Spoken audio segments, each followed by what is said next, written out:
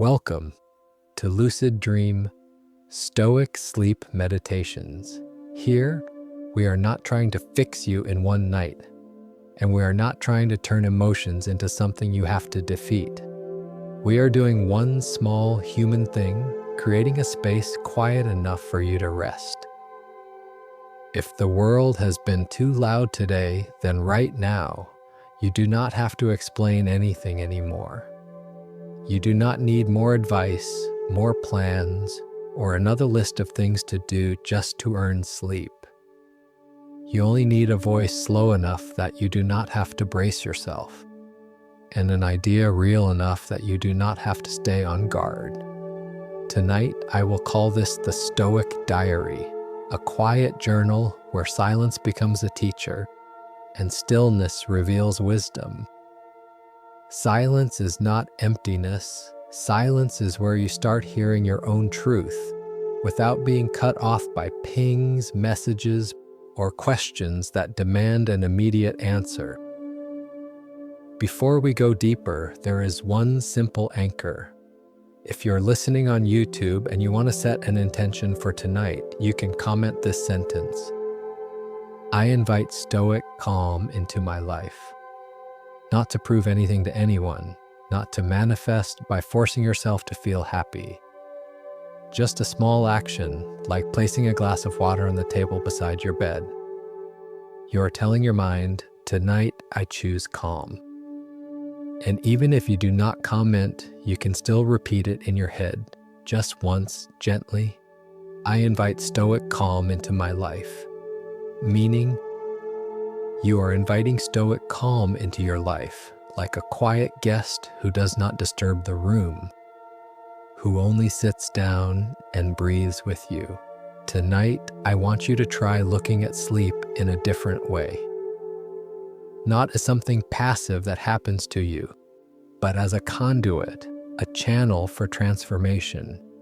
There is a very special space between waking and sleeping, a threshold space where you no longer have to control everything with willpower.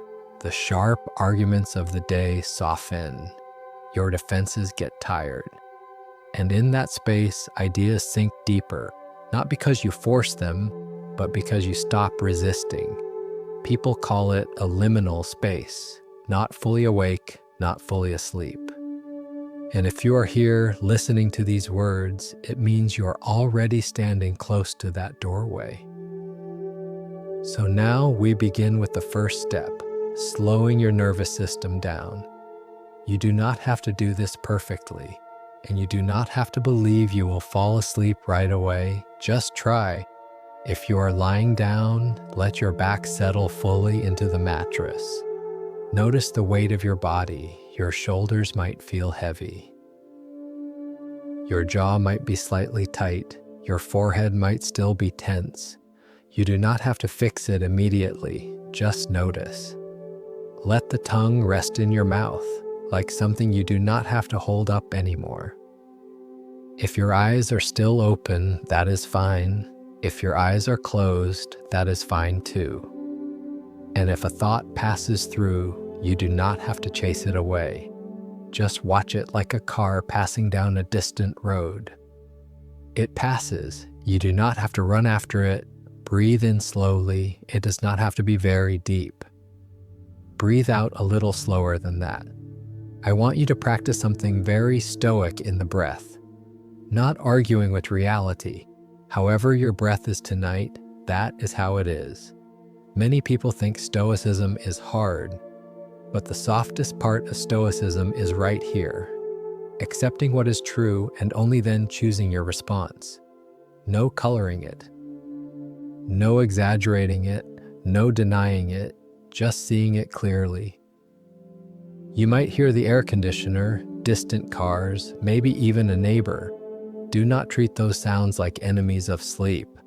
Let them be the background of a living city, while you are allowed to step away from it. Every night you step away from your daytime identity, your title, your roles, your story, your expectations. Every night you let go of power, position, ego, and you still live. That is a very quiet lesson. The thing you are afraid of losing may never have truly belonged to you, in the deepest sense. And right now, I want to invite you to shift roles, from the one who is worried to the one who observes. You are not your impulses. You are not your fears. You have impulses. You have fears, but you are not identical to them. Epictetus has one short, sharp line, and I will keep it in English so the spirit stays intact. Men are disturbed not by things, but by the views which they take of them. Meaning, what shakes us is not the event itself, but the way we look at it. When you hear that at night, you do not need to analyze it. Just let it open a small space. If what hurts me is the way I look, then I can learn a different way to look. Tonight, we will plant 5 lessons as 5 moral chapters. But I do not want it to sound like a lecture. I want it to feel like a lullaby with discipline. Each chapter will be a small candle inside you, not blinding, not promising the world will become gentler, only promising that you will become steadier. And the last thing I want you to remember from start to finish is something deeply human. You will still drift. You will drift away from calm, drift into thought. And what matters is not that you never drift. What matters is that you know how to return. Return to the breath. Return to the present. Return to the smallest, truest power you have, your choice of response. If you are ready, we begin the first chapter. No need to be intense, no need to brace yourself, just be real. Endurance, steady, lasting endurance, is often misunderstood.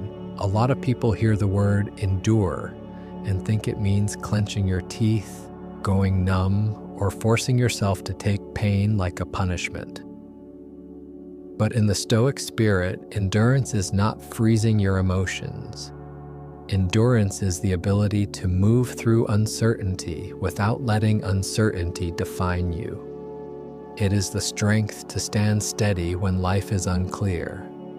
It is the ability to live with the feeling, I cannot control everything, without panicking, without humiliating yourself, without turning it into a story that says, I am weak.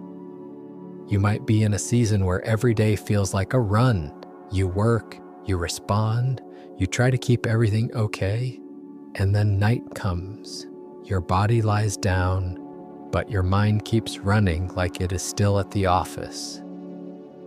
The things that happen today start replaying. The things that have not happened tomorrow start rehearsing, and you think that is your personality. But a lot of the time, it is just your nervous system being tired. Stoicism does not scold you for that. Stoicism only asks you one simple question. In this tiredness, what is one right thing you can still do? Not something big, just one small right thing. There is an image Stoics often use. Life as a forge. Pain is not always the enemy. It is a furnace, not to make you cold, but to give you structure. When you move through loss, disappointment, being misunderstood, being slowed down, being rejected, you're not only enduring, you're being placed into a crucible, a refining pot where character is purified. That sounds grand, so let me bring it closer. Your endurance might be as simple as this. Tomorrow morning you still get up, you still shower, you still eat a decent meal, you still do one important thing even without motivation. That is endurance. Not dramatic, no one applauds, but it builds the foundation. Marcus Aurelius is a special symbol here. He is not remembered because he was powerful as an emperor. He is remembered because he saw how fragile power is, how fragile the body is, how fragile reputation is, and he still chose to live with virtue. There is a line of Marcus that many people repeat, and I will keep it in English. The impediment to action advances action. What stands in the way becomes the way. Meaning, an obstacle does not only block you, it can move you forward.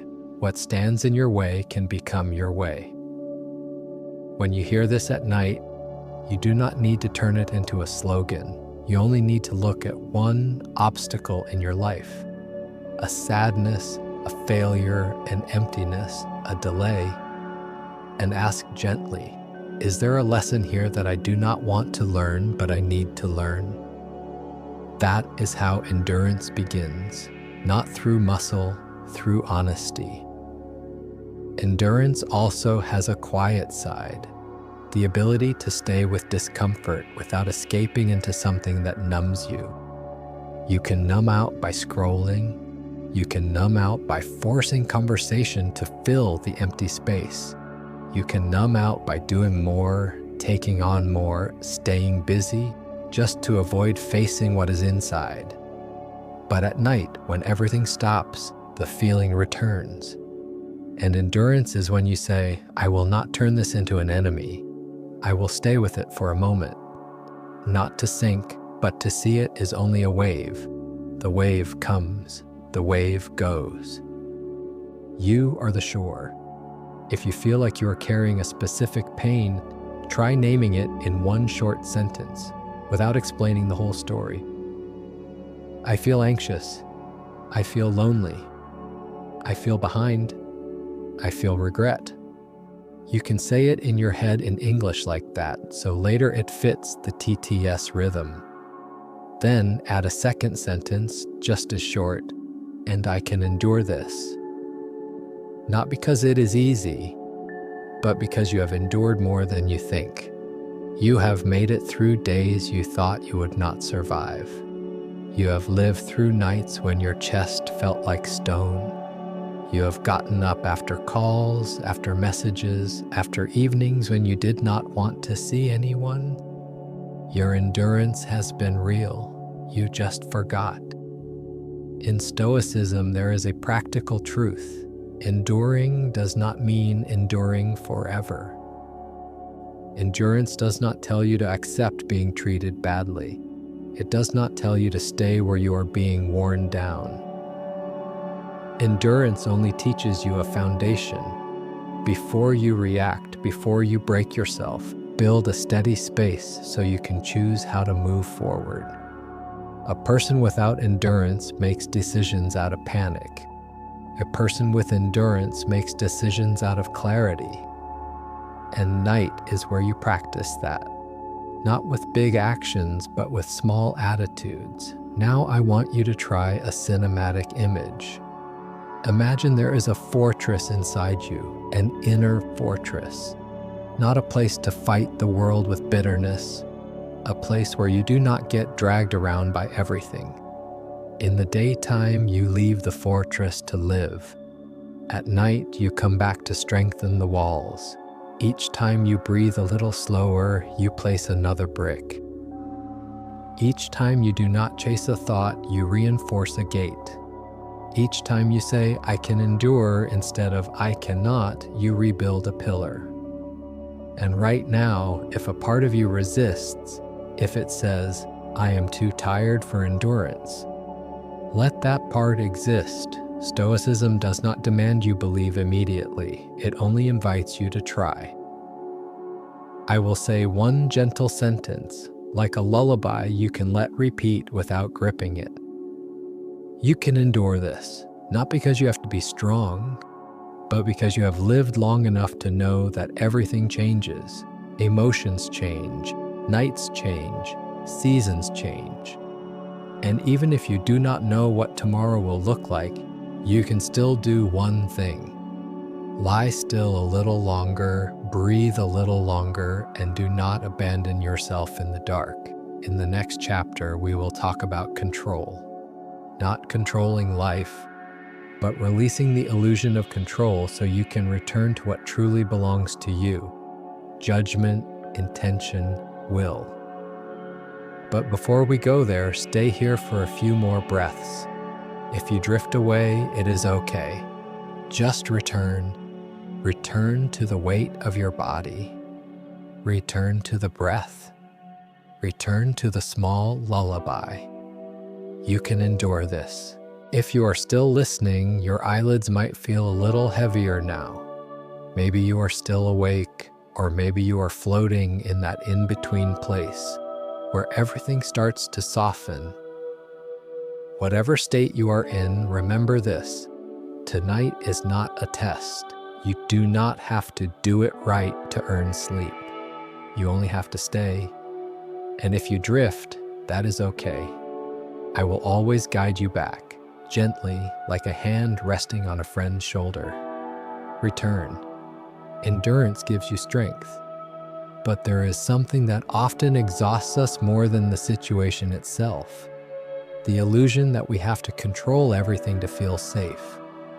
All day, you might have been trying to keep things okay, controlling your schedule, controlling other people's reactions, controlling how you appear, controlling the future by thinking through every possible scenario.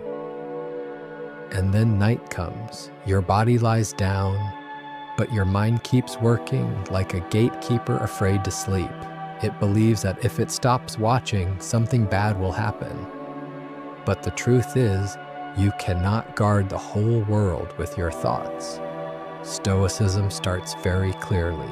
Separate what belongs to you from what does not belong to you. Epictetus offers this like a doorway into freedom. And I will keep it in English, short and clean, like a sentence that can sink into that half-asleep space. Some things are up to us, and some things are not. Meaning, some things are in our hands and some things are not. It sounds simple, but if you actually live by it, it is like taking off a heavy piece of armor from your chest. So what truly belongs to you?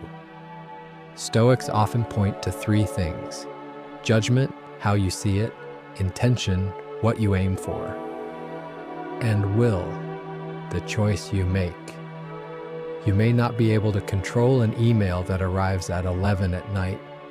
You may not be able to control someone misunderstanding you. You may not be able to control the market, the weather, the past, or the stories other people tell about you.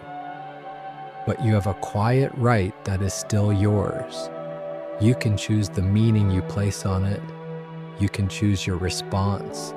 You can choose to keep your dignity, your clarity, your self-respect, even when life does not cooperate. I want you to see sleep as a lesson in control, but in a strange way. Every night you let go. You let go of identity. You let go of function. You let go of power. You let go of the ego that has been bracing all day. You enter a state you cannot manage anymore. And you still live, you still breathe, your heart still beats. Your body still does what it knows how to do, night after night. So if even in sleep you do not need control to survive, why do you believe in the daytime that you must control everything to deserve peace? Maybe what you fear losing is not material. Maybe it is the feeling of being recognized, the feeling of being loved, the feeling of being safe. And because you are afraid, you try to control by thinking, by rehearsing, by turning everything toward the outcome you believe will hurt less. But often, control is just a refined form of avoidance. It keeps you busy so you do not have to feel. Stoicism does not blame you for that. It only invites you to look straight at it. What am I trying to control that was never truly in my hands? Try this image. Two people stand in the same storm, same wind, same rain, same cold. But one person stands there gripping tightly, cursing the sky, eyes wide with panic, their heart hardening because they believe this storm is not allowed to exist. The other person is also wet, also cold, but they breathe, they look, they accept that a storm is a storm. And in that acceptance, they have something the first person does not have: the freedom to choose, same storm. The difference is response, and the difference is inner freedom. Stoicism is not saying, do not hurt. Stoicism is saying, do not hand the keys of your life to what does not belong to you. When you give the keys to other people, to situations, to the future, you live in waiting, waiting for people to change, waiting for life to get lighter, waiting for everything to finally feel right. But when you keep the keys, you can say, whatever life does, I will keep my dignity. I will keep the way I live. Now I want to give you a simple lullaby line. You can repeat it in your mind very slowly, like a soft circle. What is yours is yours. What is not yours, you can release. If you feel a long list in your head, everything you want to control, I am not asking you to erase it.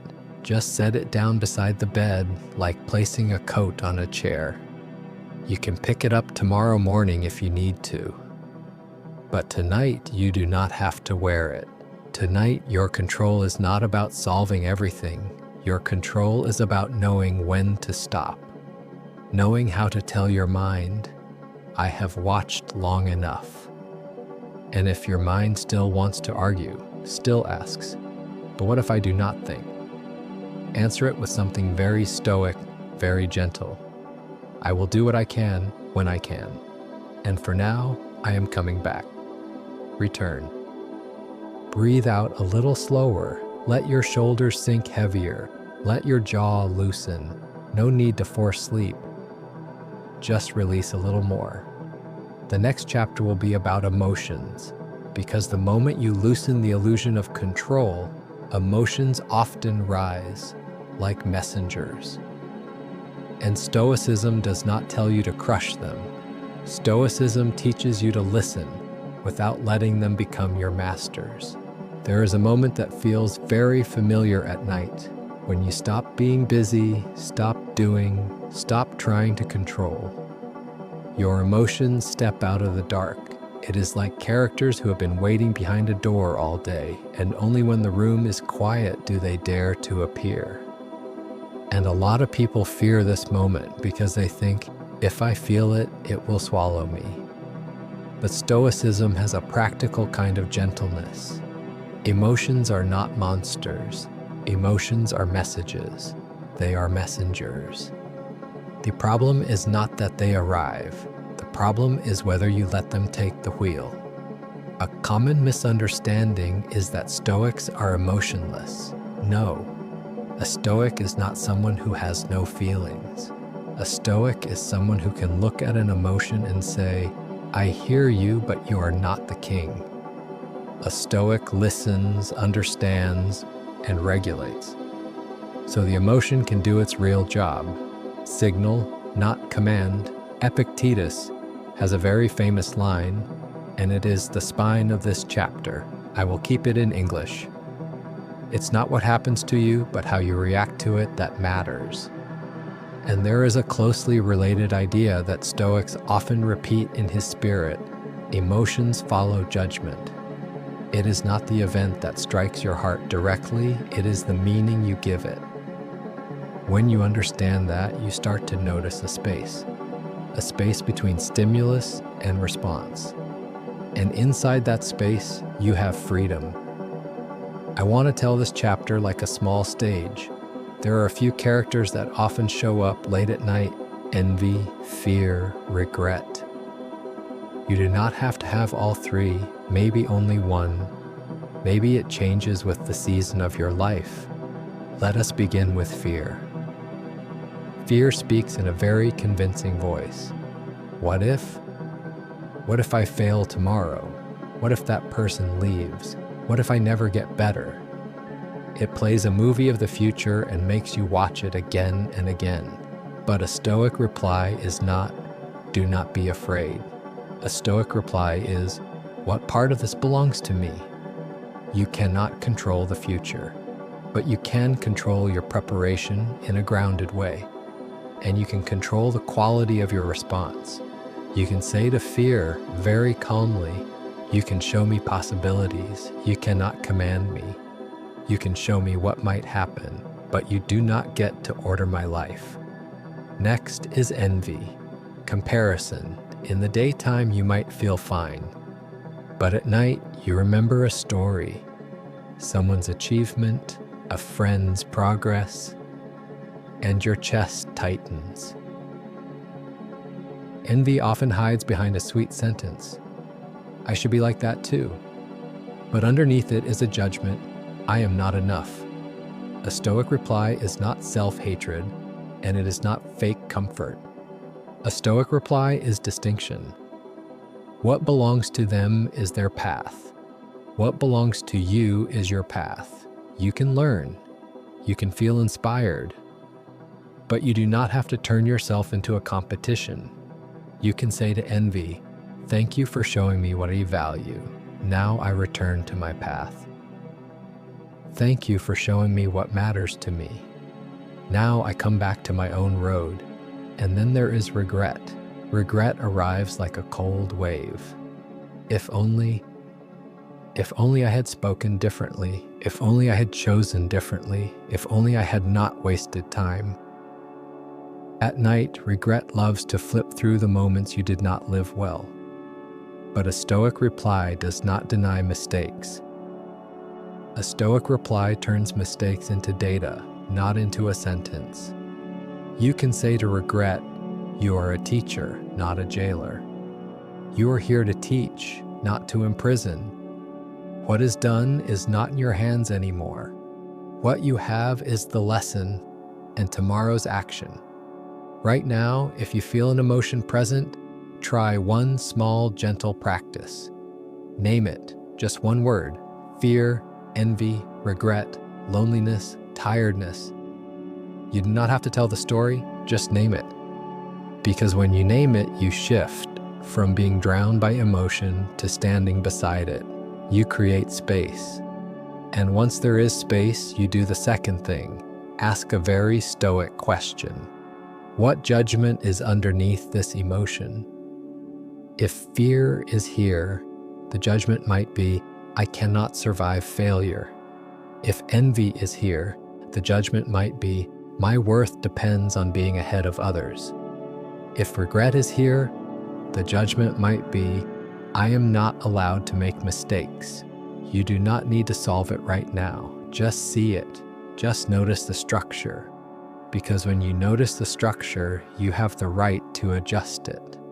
Not with slogans, but with a grown-up answer. A short, Stoic reply your mind can remember in that drowsy state. I will offer you 3 lines. Choose the one that fits, or just listen. I can feel this and still choose well. This is a message, not a command. I return to what is mine, my judgment, my intention, my will. You do not have to repeat all 3. Just let one line fall into you like a seed. And here, I want to remind you of something important. So this does not turn into another form of self-control. Stoicism does not ask you to defeat your emotions. Stoicism asks you not to become their slave. You can still feel sad. You can still feel lonely.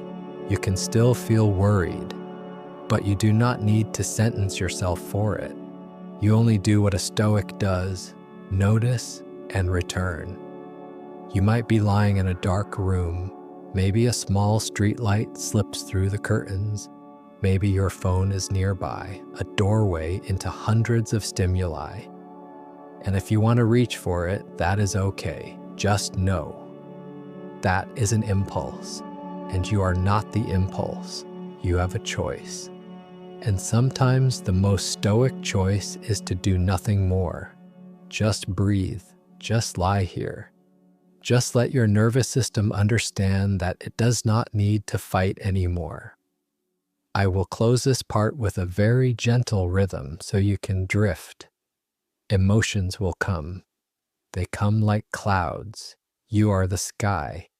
Clouds can cover a part of you, but the sky does not disappear. And each time you notice you're being pulled, You do not have to scold yourself. You just return. Right before we enter this chapter, I want to keep the atmosphere warm, because talking about death does not mean pulling you into something dark. In Stoicism, looking straight at death is a way to make life clearer, softer, and less wasted. It is like dimming the lights in a room, and suddenly you see one candle more clearly, not because the night is frightening, but because the light becomes real. If you are in that in-between state, let this chapter come in like a whisper. You do not have to understand it logically. You only need to feel this. A natural truth is being gently repeated, and strangely, that truth can make you less afraid. In the Stoic tradition, there is a short phrase they hold up like a mirror. Memento mori. Remember that you will die, but do not hear it as a threat. Hear it as a reminder to live rightly.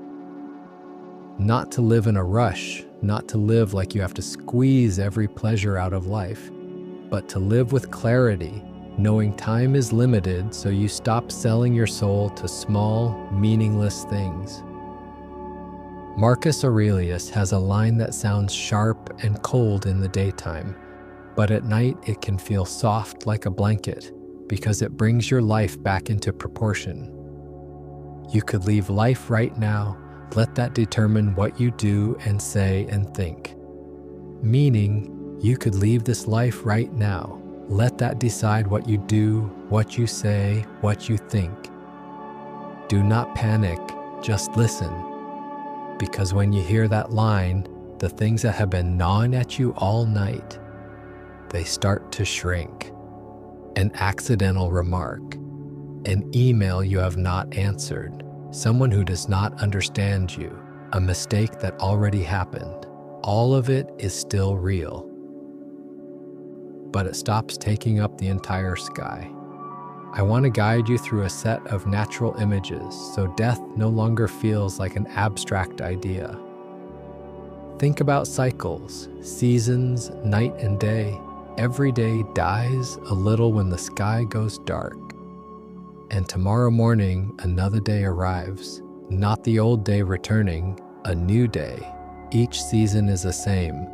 Leaves falling are not failure. It is law. It is transformation. And you are part of that law too. There is nothing wrong about a finite life. A finite life is what gives each moment weight. There is something nighttime worry loves to do. It pretends everything is urgent. It inflates situations and makes you feel like if you do not solve it in your head right now, you will lose control. But when you place memento mori on the table, you start seeing what truly matters and what is only noise. Stoicism is not telling you to look down on life. Stoicism is telling you to hold the right proportion. And then a dramatic question can arrive, but not to hurt you, to help you release. If tomorrow does not come, who would you forgive? What would you stop chasing?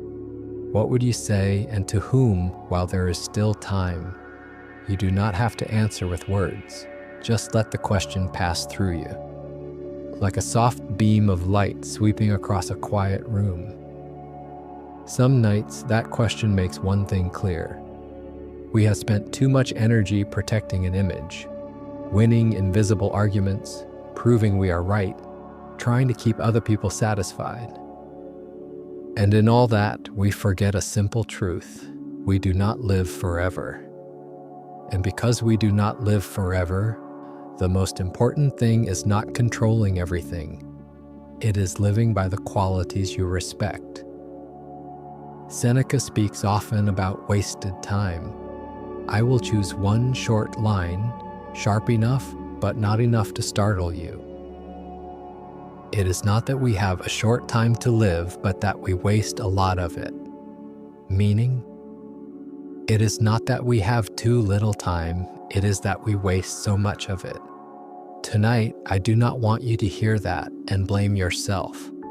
I want you to hear it and feel released. Because if wasting is the problem, then you still have a choice, even now, even in the night. You might be carrying an old sadness, an old regret, a story that never fully closed, and at night it grows bigger. But Memento Mori asks you something very gentle. If life is finite, do I want to hold this a little longer? Not, can I drop it immediately? Only, do I want to keep gripping it? And just that question creates a small opening, enough for you to breathe. There's a very Stoic way to see death. It is the most natural thing. It is not a punishment meant specifically for you. It comes for everyone. It is the last part of a cycle. And when you see it as natural, you stop personalizing your current hardships. You stop thinking, why me? You stop treating pain like evidence that life has gone wrong. And when you stop personalizing, you begin to calm down. I want you to imagine life like a long river. You're standing on the bank at night. The water moves. You cannot order the river to stop. You cannot force one old drop of water to return. But you can do what a wise person does. You can choose to stand steady, choose to look, choose to learn how to live with the flow. In this image, death is simply where the river reaches the sea. Not frightening like a monster, just an ending point. To remind you that standing here, watching the current, you do not have to waste your life arguing with the flow. And if a real fear is still inside you, something human, something instinctive, let it exist. Do not force it to disappear. I do not want this chapter to tighten you. I want it to soften you. You can say one simple line to fear. You can be here. I will not let you drive. You can be here, but you will not take the wheel. Tonight, death is not a final scene meant to make you sad. It is a lens that helps you see clearly, see what is worth holding, see what is worth releasing. See that there are things you have worried about for too long, things that do not deserve your energy. I will close this chapter with a very gentle lullaby loop, unhurried like a long exhale. You will not live forever. And because of that, you do not have to do everything perfectly. You do not have to win every battle. You do not have to carry every burden into bed. You only need to live a little more rightly. And tonight, more rightly might be as simple as allowing yourself to rest. If you drift far away, it is okay. Return. Return to the weight of your body. Return to the breath. Return to the feeling of the pillow supporting your head. No need to think more. Next, we will build what remains, tranquility. Not by changing your life in one night, but through discipline and the art of return, the art of coming back again and again until it becomes instinct. If you can still hear me, you might be right in the place where sleep begins to pull gently. You are not as sharp as you were at the beginning.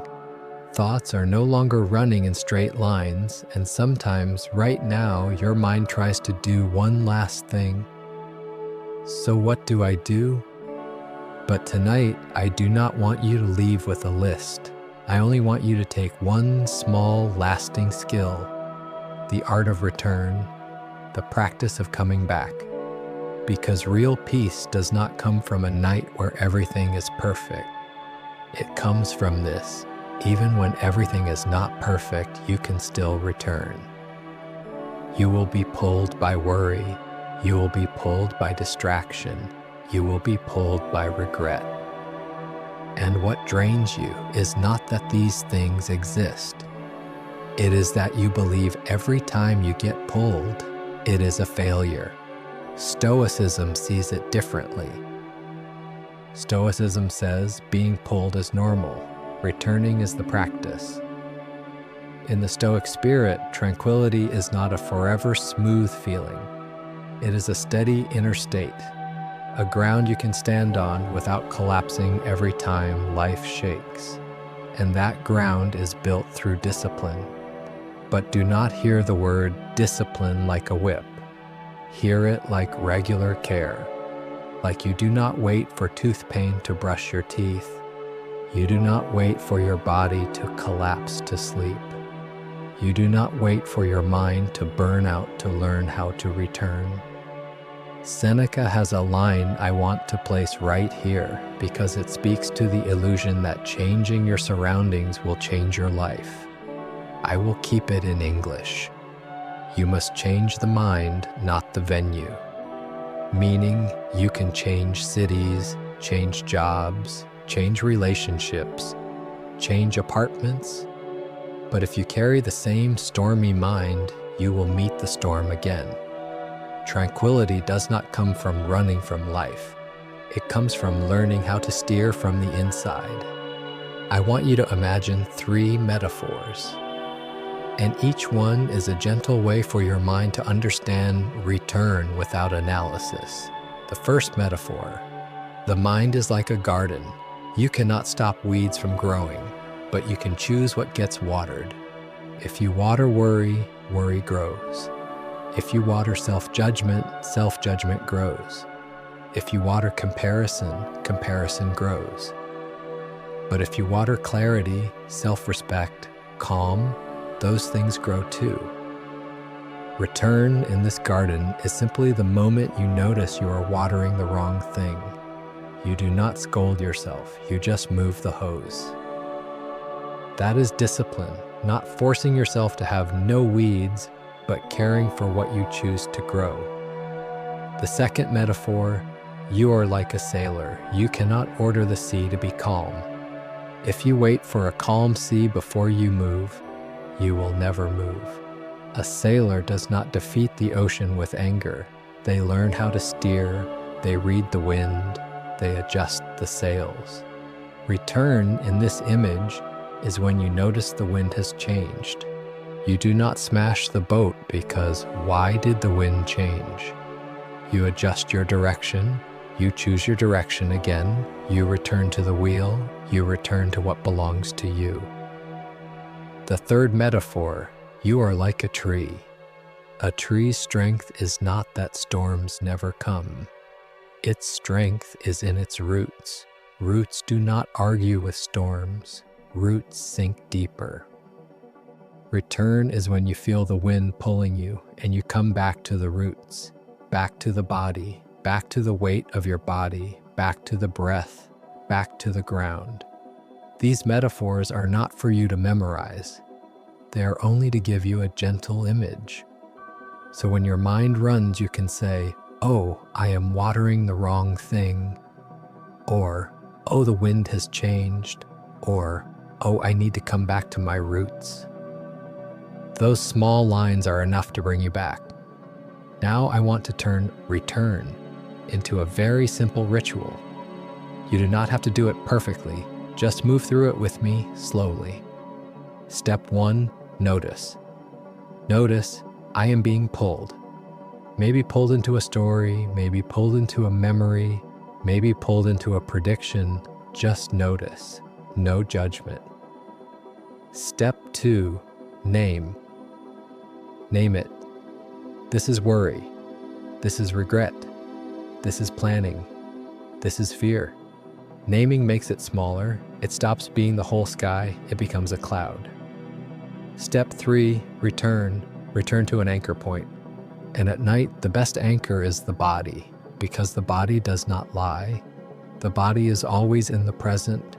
Return to the feeling of the mattress supporting your back. Return to the breath moving in and out. Return to the heaviness or lightness in your chest. Return to the feeling of where your hands are resting. You do not have to change anything. Just return.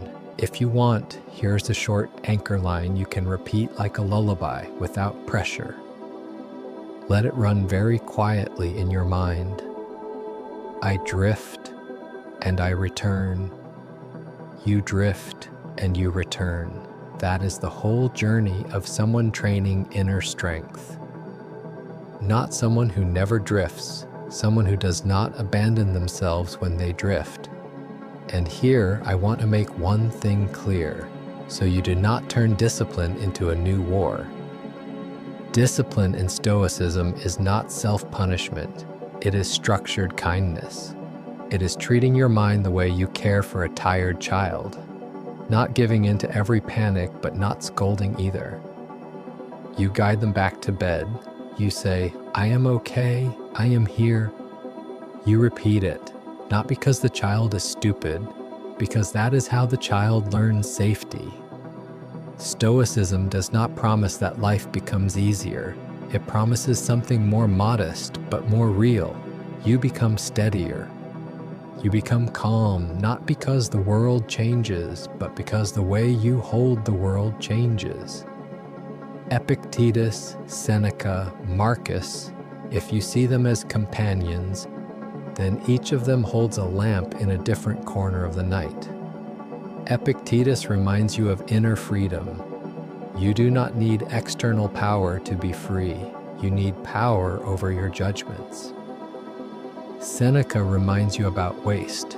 Time is the only resource that does not return. Do not spend it on what is unworthy. Marcus reminds you about discipline and virtue inside responsibility.